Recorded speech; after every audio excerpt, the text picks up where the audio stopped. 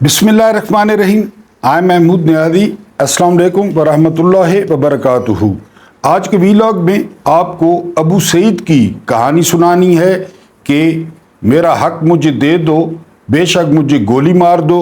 ये क्या मामला है। इसके अलावा 2 अरब और 90 करोड़ रुपया बिल्कुल 1 मिनट में माफ़ कर दिए गए हैं, ये भी आपको बताऊंगा। और जो बाइडन को फ़लस्तीन और जो है वो गज़ा और रिफा के बच्चे आखिरकार निकल गए हैं और वो कूड़ेदान का हिस्सा बन गए। इसके बाद 3 महीनों में 63 करोड़ की दिहाड़ी किसने लगाई। मेरी तरह कई पाकिस्तानी होंगे जिन्होंने करोड़ रुपया सारी उम्र नहीं देखा होगा, लेकिन 3 महीनों में 63 करोड़ की दिहाड़ी। और उसके बाद पीटीआई के दफ्तर से क्या कुछ निकला है, आज इस्लामाबाद पुलिस ने छापा मारा है, वो आप तफसील सुनकर हैरान परेशान हो जाएंगे। बहरहाल हम आगाज करते हैं अबू सईद से। जब बांग्लादेश वजूद में आया ना, तो उस वक्त 3 किस्म के लोग थे।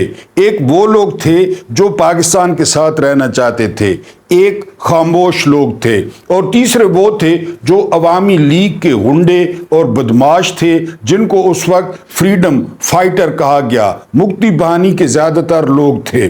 उस वक्त उनका कोटा जो है वो मुख्तस हुआ कि नौकरियों में इनका जो है वो कोटा होगा। 3000 हर साल नौकरियां, बड़ी नौकरियां बांग्लादेश जो है वो पैदा करता है, और उसके लिए 4 लाख दरखास्तें आती हैं। ये कोटा बढ़ाते बढ़ाते जो ये डायन है शेख हसीना वाजिद, ये 56% तक ले गई। 56% तक कि जी 100 में से 56 बंदे इनके होंगे। यानी हुकूमत के ज़ाहिर है तकरीबन 15-20 साल से हसीना वाजिद की हुकूमत है, और हसीना वाजिद का वही हाल है बांग्लादेश में जो जहाँ शरीफ ख़ानदान या जरदारी ख़ानदान का है। तो बहरहाल उसके खिलाफ मुजाहरे हुए। एक लड़का था अबू सईद, और वो काम करता था। इसके अलावा वो थ्रू आउट स्कॉलरशिप लेता था, बहुत लायक स्टूडेंट था।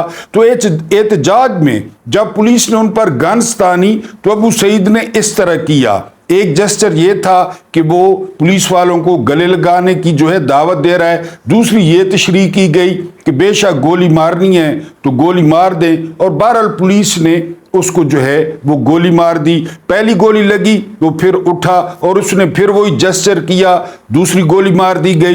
दूसरी गोली लगने के बाद वो फिर उठा और उसने वही जेस्चर दिया, और फिर जब तीसरी गोली अबू सईद को मारी गई तो तीसरी गोली पर वो जान बहक हो गया। तो साथी उसके आए, उसको लेकर गए, लेकिन वो जानवर न हो सका।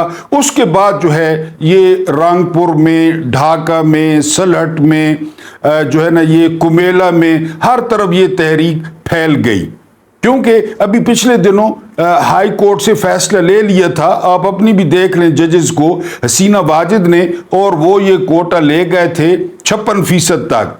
फिर सुप्रीम कोर्ट के चीफ जस्टिस ने मुदाखलत की और अबू सईद की जो है वो कुर्बानी रंग ले आई, और वो कोटा चीफ जस्टिस ने अब 7% कर दिया। टोटल 7%, कहाँ 56% और कहाँ 7%। और अब वो अबू सईद वो हीरो बन चुका है, और ये वाला जो उसका जेस्चर है ये बांग्लादेश के परचम के आगे लगाकर जो है वो नौजवान फैला रहे हैं, वो तहरीक का हीरो बन गए। उसने अपनी जान पेश कर दी, लेकिन 56% की बदमाशी को, उस कोटे को वो 7% पर लाने में कामयाब हुआ है। अब बंगाली नौजवान जो पढ़े लिखे नौजवान हैं वो मेरिट पर नौकरियां हासिल कर सकेंगे, क्योंकि 56% में न कोई मेरिट देखा जाता, सिर्फ ये देखा जाता कि अवामी लीग के साथ वफादारियां हैं। मैंने कहा ना, जिस तरह यहाँ पे है सारे जज अपने, सारी ब्यूरोक्रेसी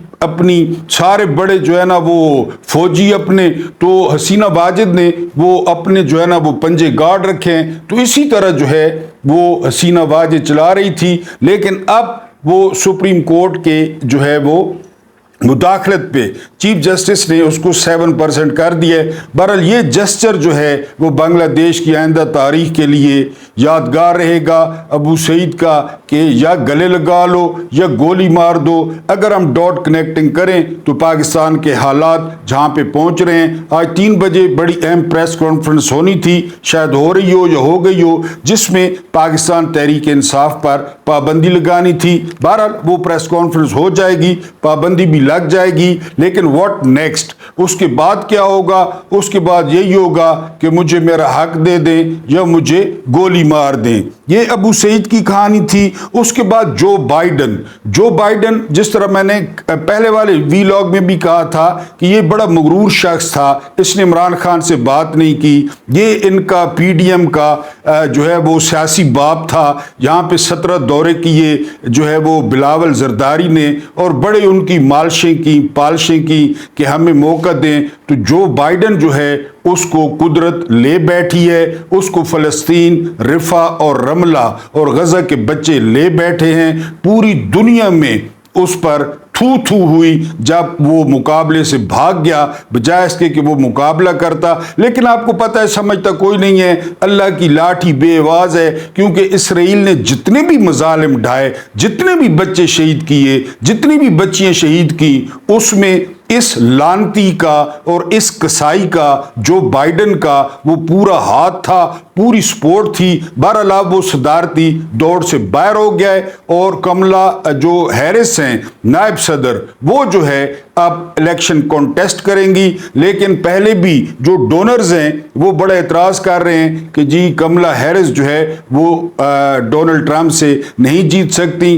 बहरहाल इमरान खान और फ़लस्तीन के शहीद बच्चे, और ख़ासकर फ़लस्तीन के शहीद बच्चों ने जो बाइडन को कूड़ेदान का हिस्सा बना दिया है, और जब तक अमेरिका और दुनिया रहेगी तो मिसाल दी जाती रहेगी कि जो बाइडन भाग गया, जो बाइडन को बेशर्म होना पड़ा, जो बाइडन को जो है वो लड़ने से पहले शिकस्त तस्लीम करना पड़ी। बहरहाल जो बाइडन सदारती दौड़ से बाहर हो गया है। उसके बाद आपको बताना था कि डीजी एंटी करप्शन कोई चट्टा साहब हैं, बड़े प्यारे हैं, और आपको पता है करप्ट बंदा इस सिस्टम को कितना प्यारा है। वो इमरान खान के दौर में मुल्क छोड़कर चले गए थे, उन पे रेफरेंस है 2 अरब 90 करोड़ रुपए का। ये डीजी एंटी करप्शन थे, और फिर एंटी करप्शन में कितना माल होता है या कितना माल बनाया जा सकता है, वो चट्टा साहब ने दिल खोल कर बनाया।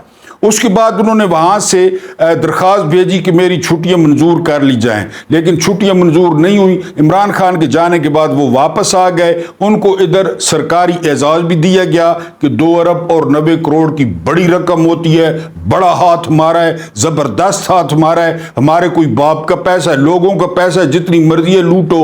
बहरहाल वो चट्टा साहब, उन पे रेफरेंस दायर था 2 अरब और 90 करोड़ का। तो ये आपको खुशखबरी सुना दूं कि चट्टा साहब पे रेफरेंस वापस लिए जा रहे हैं। चेयरमैन नैब जो है वो चाबी वाला खिलौना, कहने को तो वो लेफ्टिनेंट जनरल है, वो रेफरेंस वापस ले रहा है, बल्कि वापस ले लिए गए हैं। और एक और मुबारकबाद आपको देता चलूं कि चट्टा साहब अब फिर डीजी एंटी करप्शन है, यानी वो खिदमात सरंजाम दे रहे हैं। ये है निज़ाम और ये चल रहा है मुल्क। और उधर जो है वो पीटीआई पर पाबंदी आज लग जाएगी, लगाने जा रहे हैं।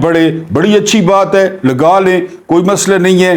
ये बहरहाल 2 अरब और 90 करोड़ रुपया जो है ना वो खूह खाते गया। पीटीआई के दफ्तर पर आज छापा मारा गया और रऊफ हसन गिरफ्तार हुए। इसके अलावा जो है वो बैरिस्टर गौहर गिरफ्तार हुए, लेकिन बाद में कहा गया कि चूंकि बैरिस्टर गौहर एमएनए हैं तो उनको छोड़ दिया गया। रऊफ हसन के बारे में नहीं पता, और उधर से कंप्यूटर्स मिले हैं, सारा रिकॉर्ड मिला है, वो सारा कुछ। और जो विचले ज़राए हैं वो ये बताते हैं कि पीटीआई के मरकजी दफ्तर से 3 एटम बम, इसके अलावा जी 19 तोपें और 40 टैंक, और इसके अलावा जी 150 जो है वो मिसाइल, और इसके अलावा 13 एंटी एयरक्राफ्ट गन्ने, ये इस्लामाबाद दारुल हुकूमत में पीटीआई के दफ्तर से बरामद हुई हैं। ये बरामद होनी थी क्योंकि ग्राउंड बनाया जा रहा था ना पाबंदी के लिए। کہ فلاں کے ساتھ بھی رابطے ہیں، فلاں کے ساتھ بھی رابطے ہیں، دہشت گردوں سے بھی رابطے ہیں، کمپیوٹر بھی قبضے میں لے لیے گئے۔ بہرحال یہ سارا کچھ یہ شام تک برآمد کر لیا جائے گا، ابھی جو ہے نا وہ بنایا جا رہا ہے، یہ سارا کچھ وہ پی ٹی آئی کے مرکزی دفتر سے یہ نکلے گا، اور یہ نکلے گا آپ دیکھیں گے کہ یار یہ پی ٹی آئی نے کہاں سے چیزیں لی تھیں اور دارالحکومت کے دل میں سٹور کی ہوئی تھیں۔ بہرحال جو ہے وہ یہ چیزیں نکلی ہیں اور سارا سامان قبضے میں لے لیا گیا ہے۔ شکر الحمدللہ ملک کو بڑی تباہی سے بچا لیا گیا ہے، اور باقی اگر ادھر ادھر کچھ ہوتے ہیں دہشت گردوں کے حملے تو اس کی خیر ہے، وہ چلتے رہتے ہیں ہلکی پھلکی ٹھاٹھو، لیکن یہ ہے کہ پی ٹی آئی کے دفتر سے یہ سارا سامان وہ برآمد کر لیا گیا ہے۔ ہمیں سب سے زیادہ حیرت ایٹم بموں پہ ہوئی ہے کہ پتہ نہیں پی ٹی آئی نے ایٹم بم کہاں سے لے لیے۔ بہرحال اس میں 3 ایٹم بم ہی شامل تھے جو برآمد کیے گئے ہیں، اور توپیں، ٹینک، بڑا کچھ نکلا ہے، یعنی اتنا کچھ نکلا ہے کہ اسلام آباد میں ہر طرف اسلحہ ہی اسلحہ، کہ یہ پی ٹی آئی کے دفتر سے نکلا ہے۔ اب آپ کو بتانا یہ ہے کہ کیپیسٹی چارجز کے نام پہ جو بجلی کا یونٹ آپ 1 روپے کا آپ کو پڑتا ہے تو وہ آپ 9 روپے میں یا 7 روپے میں آپ خریدتے ہیں، کیونکہ معاہدے یہ کیے گئے ہیں نواز شریف صاحب نے، شہباز شریف صاحب نے اور بے نظیر بھٹو نے کہ آپ بجلی پیدا کریں I P Ps, independent power producer, کہ آپ کسی نے کہا جی کہ میں 100 یونٹ پیدا کروں گا، 100 یونٹ کے پیسے پیدا وہ کر رہا ہے 25 یونٹ، کسی نے کہا میں 600 یونٹ پیدا کروں گا، ٹھیک ہے جی 600 یونٹ کے پیسے پیدا وہ کر رہا ہے 300 یونٹ، سب کے ساتھ یہی۔ اور اس میں سب سے جو خاص بات ہے وہ ہے وزیر اعظم کا بیٹا، اس نے 3 مہینوں میں 63 کروڑ کی دہاڑی لگائی ہے، سلیمان شہباز نے۔ یہ پھر کہتے ہیں کہ ہم تنخواہیں نہیں لیتے، یعنی آپ اندازہ کریں نا ہماری عقل اور ہماری دانش کی توہین کا، کہ ہم تنخواہ نہیں لیتے، جی ہم تو بغیر تنخواہ کے اس قوم کی خدمت کرتے ہیں۔ 3 مہینوں میں 63 کروڑ روپیہ وہ سلیمان شہباز نے بنایا ہے۔ اس کی ہے جی چنیوٹ، اس کی جو کمپنی ہے وہ ہے اس کا نام میں آپ کو بتا دیتا ہوں، اس کا نام ہے جی Chiniot power limited. Chiniot power limited نے وہ 3 مہینوں میں جو ہے وہ 63 کروڑ روپیہ حکومت سے لیا ہے، اور یہ ٹوٹل 40 خاندان ہیں جی، ٹوٹل 40 خاندانوں کے پاس ہے آئی پی پیز، اور ان 40 خاندانوں کو 3 ماہ میں سلیمان شہباز کو تو پے کیا گیا ہے 63 کروڑ، لیکن ان سب کو پے کیا گیا ہے 450 ارب، 3 ماہ میں 450 ارب اس بجلی کا جو انہوں نے کبھی پیدا ہی نہیں کی۔ اور اس میں آپ یہ نہ کہیں، اس میں الحمدللہ ثم الحمدللہ فوجی فاؤنڈیشن کا کبیر والا جو ہے نا پاور پلانٹ ہے، اور یہ اس کو ادا کیے گئے ہیں 56 کروڑ، فوجی فاؤنڈیشن کا کبیر والا پاور پلانٹ، اس کو 56 کروڑ روپیہ ادا کیے گئے ہیں، اور 40 خاندانوں کو ادا کیے گئے ہیں 3 ماہ میں 450 ارب روپیہ۔ یہ قسمت خان کی رپورٹ ہے، بڑے زبردست جو ہے نا وہ صحافی ہیں، اور آئی پی پی جو ملکیت ہیں وہ ٹوٹل 40 خاندانوں کی ہیں ٹوٹل۔ اور اس میں نے آپ کو بتا دیا کہ حمزہ شہباز کو سلیمان، ایک ہی بات ہے، سلیمان شہباز کو 63 کروڑ اور فوجی فاؤنڈیشن کبیر والا کو 56 کروڑ، اور ٹوٹل 40 خاندانوں کو ملا ہے جی 450 کروڑ، اور یہ کسی نے اور نہیں دیا، آپ نے اور میں نے دیا ہے، آپ خوشی منائیں۔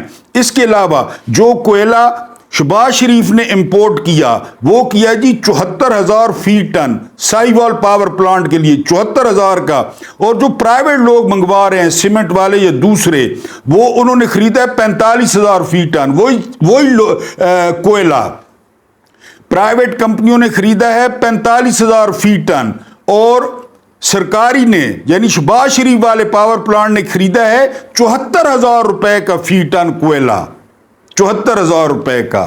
جی یہ منصوبے لگائے ہوئے ہیں ان 2 بھائیوں کے اور بے نظیر بھٹو کے، تو وہی کہ یا مجھے میرا حق دے دو یا گولی مار دو۔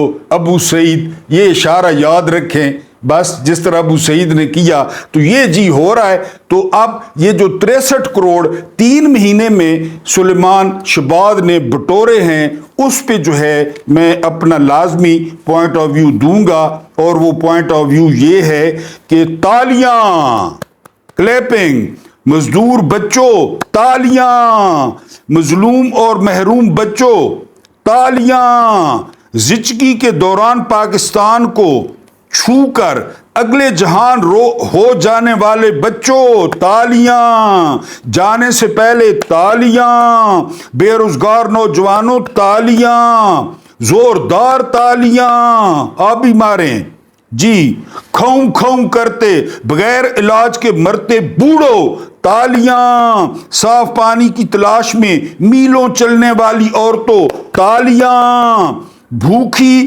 تالیاں, ننگی تالیاں, بے روزگار تالیاں, افراط زر کی ماری ہوئی مہنگائی زدہ تالیاں, ایم او یوز کی چوڑیاں چھنکاتی ہوئی تالیاں. اس کے علاوہ جی مہندی سے محروم ہاتھوں والی تالیاں, پاکستان کے وقار کی خاطر یعنی پاکستان کے وقار کی خاطر تالیاں بلکہ قوالیاں طول تارڑ کی. توبہ توبہ میری توبہ توبہ میری توبہ توبہ جی. اس کے بعد لیکن یہ کیا کریں آپ ان کی بھی مجبوریاں سنیں نا. جب سے پاکستان بنا ہے پاکستان کے وقار کی خاطر انہیں قدم قدم پر ایسی ہی قربانیاں دینی پڑی ہیں. پاکستان کیا ہے ان کے لیے قربان گاہ سے کم نہیں. ملک کے اندر اور باہر جاگیر سنبھالنے کی قربانی, اربوں روپے کے قرضے لینے اور صنعتی سلطنتیں قائم کرنے کی قربانی, غیر ملکی اکاؤنٹس کا حساب کتاب رکھنے کی قربانی, چھوٹی قربانی ہے, کاروں کے فلیٹ اور گھوڑوں کے استبل رکھنے کی قربانی, اپنے جگر گوشوں کو چھوٹی چھوٹی عمروں میں جو ہے وہ بسلسلہ تعلیم بیرون ملک بھیجنے کی قربانی. یہ قربانیاں تھوڑی ہیں, آپ کہتے ہیں جی کہ یہ جو ہے نا وہ قربانیاں, اور پھر یہ 63 کروڑ جو ہے نقد حقیر سی رقم کمال کرتے ہیں آپ. پاکستان کے وقار کی خاطر دی گئی ناقابل یقین اور ناقابل فراموش قربانیوں کی معمولی ترین جھلکیاں ہیں. یہ معمولی ترین جو انہوں نے قربانیاں دی ہیں پاکستان کے لیے, اور پھر ملک جو فتح کیے ہیں, جو آج پابندی لگا رہے ہیں. جی افسوس ہے تو صرف اس بات کا ملکی وقار کے لیے دی جانے والی ان عظیم الشان قربانیوں کے باوجود ملکی وقار تار تار ہو چکا ہے. یعنی قربانیاں انہوں نے اتنی دی ہیں لیکن ملکی وقار تار تار ہے. پھر بھی غیر ملکی قرضوں کا طوق گردن میں پڑا ہے اور گردن جھکی ہے. ملکی قرضے ریکارڈ توڑ ہیں. افراط زر نے در بدر کر دیا, نہ صحت نہ تعلیم نہ امن نہ امان. اور بات ہو رہی ہے اس پاکستان کے وقار کی جسے IMF قرضہ دینے سے ہچکچا رہا ہے, اور بقول BBC پاکستان کا ادائیگی کا توازن وہ درم برم ہو سکتا ہے. جی جو کہنا چاہیں کہیں, جو کرنا چاہے کریں, لیکن حکمران ہماری تاریخ کی نفی نہ کریں اور اس سے باز رہیں کہ ہمارے آباء و اجداد نے عزت, آبرو اور وقار کے لیے احراموں کا سہارا نہیں لیا تھا. وہ بوریہ نشین, وہ فاقہ کش لوگ جن کے نیزوں کی انیاں کیسر و کسرا کے قالین چھید دیا کرتی تھی, اور وہ کھجوروں کے تہی دامن سائے میں بیٹھ کر سفیروں سے ملاقات کرتے تھے. اپنے بیٹوں کو سزائے موت سنانے سے پہلے ثبوت کے گورکھ دھندوں میں الجھنے سے مکمل گریز کرتے تھے. خود بھوکے رہ کر دجلہ کے کنارے آوارہ کتے کی بھوک پر پریشان ہوتے تھے, اور قحط کے دنوں میں ان کی اپنی اولادیں اس طرح قحط کاٹتی کہ پہچاننا مشکل ہو جاتا, اور قسم پروردگار کی اس لیے وہ باوقار تھے, اس لیے باوقار تھے, آپ کی طرح نہیں. آپ نے بھی بہت قربانیاں دی ہیں جی, اس لیے جو ہے وہ ادھار لے کر اپنا اور اس ملک کا کاروبار چلانے والے کیا جانے کہ عزت، آبرو اور وقار کسے کہتے ہیں۔ بیرون ملک سے آنے والا ہر فرد، ہر وفد اس ملک کے بارے میں تمام تر حقائق اور اعداد و شمار سے لیس ہو کر آتا ہے، اور پھر یہ سارا جعلی اور مصنوعی تم تراگ اور شان و شوکت دیکھ کر دل ہی دل میں حقارت سے ہنستا ہے۔ آپس میں بیٹھ کر مذاق اڑاتے ہوں گے، ان کے ٹھاٹ پاٹ دیکھ کر ٹھٹھا اڑاتے ہوں گے۔ پلے نہیں دھیلا، کر دی پھر دی میلا میلا۔ یہ جو ہے وہ امریکہ کا سفیر یا برطانیہ کا وزیر خارجہ یا جاپان کا وزیر تجارت یا جرمنی کا وزیر خزانہ، IMF کا وفد یا ورلڈ بینک کا کوئی عہدیدار، وہ یہاں پہ آ کر صرف اور صرف وہ ٹھٹھا مارتے ہوں گے، مذاق اڑاتے ہوں گے کہ ان کے گارڈ آف آنر دیکھو، ان کے مارچ پاسٹ دیکھو، ان کے جو ہے نا جہازوں کی کلابادیاں دیکھو، ان جہازوں میں جو تیل ہے وہ بھی جو ہے وہ ادھار کا ہے، اور بقول ایک آرمی چیف کے کہ ہمارے ٹینک خراب ہو گئے ہیں، ہمارے ٹینک چلتے نہیں ہیں، ہمارے ٹینکوں کو دھکا لگانا پڑتا ہے۔ لیکن اب چونکہ PTI کے دفتر سے اتنے ٹینک اور اتنے جدید ٹینک نکل آئے ہیں، برآمد ہو گئے ہیں، تو اب وہ کمی جو ہے وہ پوری ہو سکتی ہے۔ بہرحال یہ آپ کو بتانا تھا کہ شہباز شریف تنخواہ نہیں لیتا، لیکن اس کے بیٹے نے اب ان کی روزی روٹی چل جائے گی۔ بیچارے غریب آدمی ہیں، بیٹے نے مزدوری کی ہے، 63 کروڑ جو ہے وہ 3 مہینے میں کمایا ہے، اب ان کا گزارا ہو جائے گا۔ اور آخری بات یہ کہ او مجھے گولی مار دو لیکن میرا حق مجھے دے دو۔ اللہ پاک آپ لوگوں کو آسانیاں عطا فرمائے، آسانیاں بانٹنے کی توفیق عطا فرمائے۔ اللہ پاک آپ لوگوں کی روزیوں اور رزقوں میں وسعت دے۔ مجھے برداشت کرنے کا بہت بہت شکریہ۔